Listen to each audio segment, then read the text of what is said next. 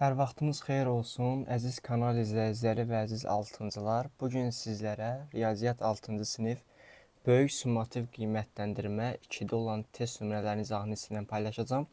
İzaha keçməzdən əvvəl sizinlə bir elanı paylaşım ki, bizim yeni tədris ili üçün tam sıfırdan açılacaq 5, 6, 7, 8-ci siniflər üzrə onlayn hazırlıq qruplarımıza qeydiyyat davam edir. Qeydiyyatdan keçmək üçün aşağıdakı nömrə ilə əlaqə saxlaya bilərsiniz. Başlayaq birinci tapşırıqla. Birinci tapşırıqda yazıb ki, ifadənin qiymətini hesablayın. İfadəniz bu şəkildədir. Modulda -3 üzərinə gəl. Modulda 9 çıxılsın. Modulda 4 çıxılsın 5. Modulda 4 çıxılsın 5 ifadəsinin qiymətini hesablayın. Biz bilirik ki, modul daxili mənfi olanda moduldan əks işarələrini çıxarmaq lazımdır. Modulda -3 moduldan müsbət 3 olaraq çıxacaq. Üzərinə gələcəm, ikinci modul daxilindəki ifadə müsbət olduğuna görə olduğu kimi çıxacaq. Modulda 9 olacaq, çıxılsın. Üçüncü modul daxilindəki ifadənin qiyməti 4 çıx 5 -1 olur. Biz onu moduldan müsbət 1 olaraq çıxarıq. Buradan bu ifadənin qiymətini hesablasaq 3 + 9 12. 12-dən də 1 çıxanda cavabımız olur 11. Deməli, birinci tapşırıqda cavab olur C variantı. İkinci tapşırığa baxaq.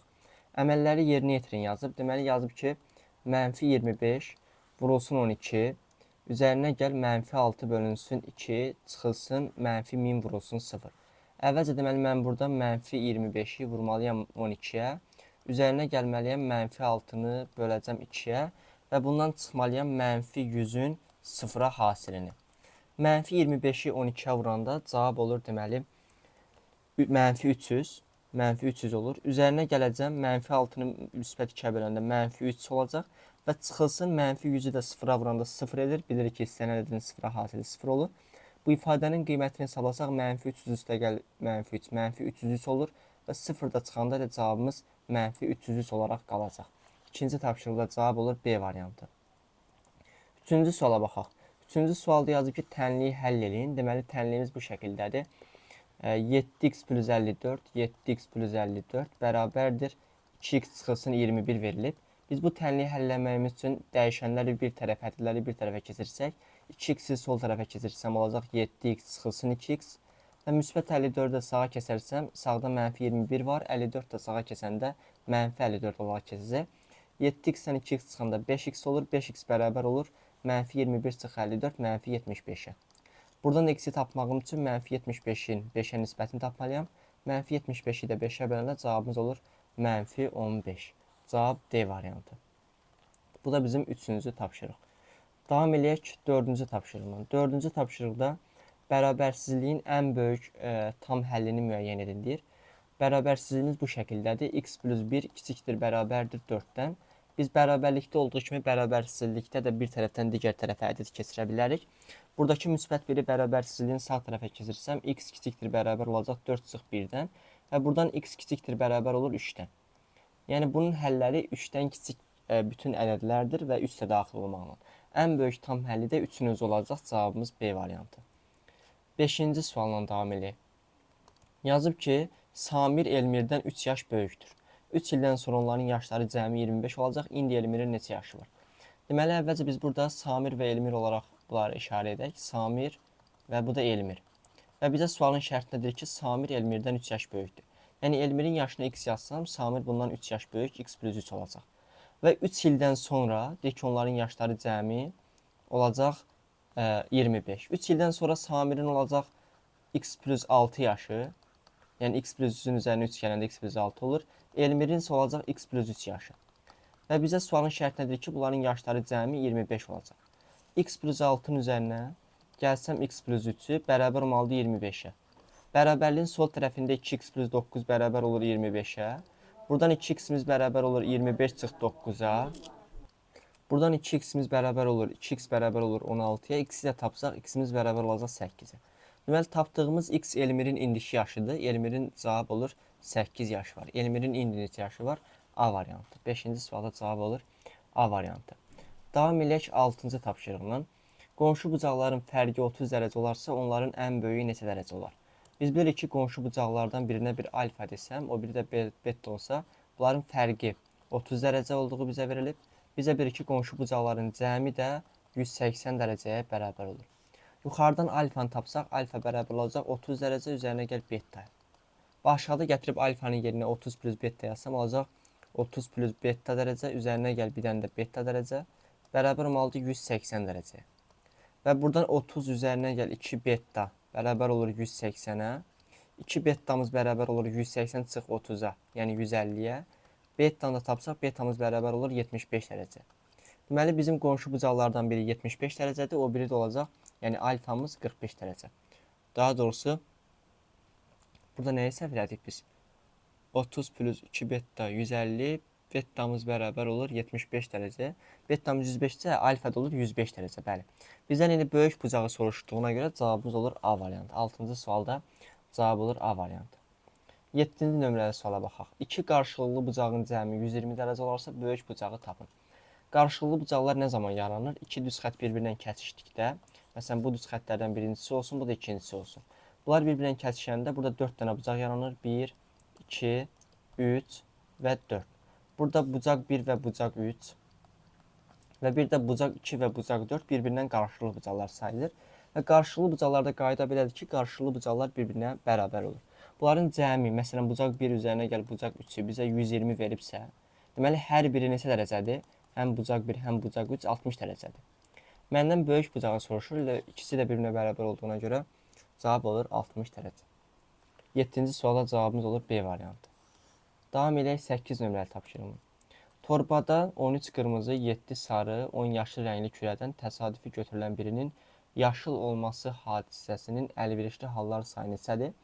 Əlbəttə ki, burada yaşıl 10 kürəci olduğuna görə əlverişli halların sayı da elə 10-a bərabər olacaq. Bizdən əgər mümkün halların sayını sorursaydı, ümumi kürələrin cəminə bərabər olacaqdı, yəni 30-a. 9 nömrəli suala baxaq. Silindrin oturacağının sahəsi 30 sm kvadratdır, yəni S oturacaq bərabərdir 30 kvadrat santimetrdir. Hündürlüyü isə, silindrin hündürlüyü isə 5 santimetrdir. Bizdən həcmini sil, biz silindrin həcm düsturunu bilirik ki, V bərabər olur S oturacaq vurulsun H-a. Yəni 30-u vuracam 5-ə, cavabımız olacaq 150 kub santimetr. Cavabımız burada D variantı, kub santimetr olmalıdır. D variantı. Silindri burada təsvir eləsə, silindrimiz baxın bu şəkildədir. Bunun həcmi bərabər olur oturacağın sahəsi vurulsun hündürlüyünə. Oturacağı da dairədir, pi kvadratı da yaza bilərik. 10-cu suala baxaq. Qonşu bucaqların nisbəti 4/5 kimidir. Bucaqların dərəcə ölçüsünü tapın. Bu bucaqlara 4K və 5K olaraq işarə eləsək, bu qonşu bucaqların cəmi 180 dərəcə olmağından istifadə edərik. Buradan 9K-mız bərabər olacaq 180 dərəcəyə və K-nın da 20 dərəcə olduğunu tapıram. K-nı 20 dərəcə tapdığımıza görə artıq qonşu bucaqları tapa bilərik. 4K-mız olacaq 80 dərəcə, 5K-mız da bərabər olacaq 100 dərəcə. Məndən bucaqların dərəcə ölçüsünü təyin edin deyirdi. 80 və 100 cavab olur C variantı. 11-ci sualda yazır ki, mənfi 5,2 və 3,4 arasında yerləşən tam ədədlərin sayını tapın. Belə bir ədəd oxu mən 80 burada. Mənfi 5,2 tutaq ki, burada yerləşir və 3,4 də yerləşsin burada. Bunların arasında yerləşən tam ədədlər hansılardır? Mənfi 5, mənfi 4, mənfi 3, mənfi 2, mənfi 1, 0, 1, 2, 3. 1, 2, 3. Bunlardır bu aralıqda yerləşən tam ədədlər. Sayını soruşduğuna görə 5 dənə burada, 3 dənə burada, 8, bir də 0, 9 dənə. Deməli, 9 dənə bunların arasında yerləşən tam ədəd vardır. Davam edək 12-ci sualla. Funksiyanın qiymətlər cədvəlini tamamlayın. Deməli, bizə x bərabərdir mənfi 2 olanda y-in qiymətini tapmaq lazımdır. Yəni, x-in yerinə aparıb mənfi 2 qoyacam. 2 vurulsun mənfi 2, üzərinə gəl 10. O da bərabər olur mənfi 4 üzərinə gəl 10, olur 6. Deməli, mənfi 2-nin altına yazacam 6. Daha sonra x 0 olanda, yəni x-in yerinə aparıb 0 qoyacam. 2 vur 0 üzərinə gəl 10. Cavabımız olur 0 üstə gəl 10, 10 olur. Deməli, 0-ın altında 10 yazacam. X 1 olanda aparıb x-in yerinə 1 qoyacam. 2 vur 1 üzərinə gəl 10. Cavabımız olacaq 2 plus 10, 12. Burada da 1-in altına 12 yazacam. 2 olanda da x-in yerinə 2 qoyacam. 2 plus 2 plus 10 bərabərdir 4 plus 10 olur. Cavabımız da olur 14. Bu da 14. Qiymətlər cədvəlini tamamladıq. 13-cü suala baxaq. Hesablayın deyir. 4/5 üzərinə gəl 3. 4/5 bilirik ki, kəsir kimi 5-də 4 deməkdir. 5-də 4-ün üzərinə 3 də gələndə cavabımız olur 3,5-də 4. Onlu kəsrə də çevirsək 3,8 olur və bu da cavabımız olur 3,8. B variantı. 14-cü sual burada çoxluqlar düşməyib deyənə bu sualı yazı bilməyəcək. Baxaq 15-ci sonuncu suala. Ədədi 10% azaldıb 20% artırdılar, 108 aldılar. Əvvəlki ədədi tapın. Mən ədədi işarə edirəm x-lə. Əvvəlcə 10% azaldaq, yəni x-dən çıxaq x-in 10%-ni. X-dən x-in 10%-ni çıxanda olur 0,9x. Daha sonra deyir ki 20% artırdılar. Yəni 0,9-un üstünə gəlməliyəm. 0,9x-in 20%-ni. Bölünsün 100. Yəni 0,9x-in üzərinə gəlməliyəm 0,18x. Bu da bərabər olur 1,8x. Və ədəd 108 aldılar. Yəni 1,8x bərabər olub 108-ə. Buradan x-i tapmağım üçün 108-i bölməliyəm 1,8-ə. X-imiz olur ki 100.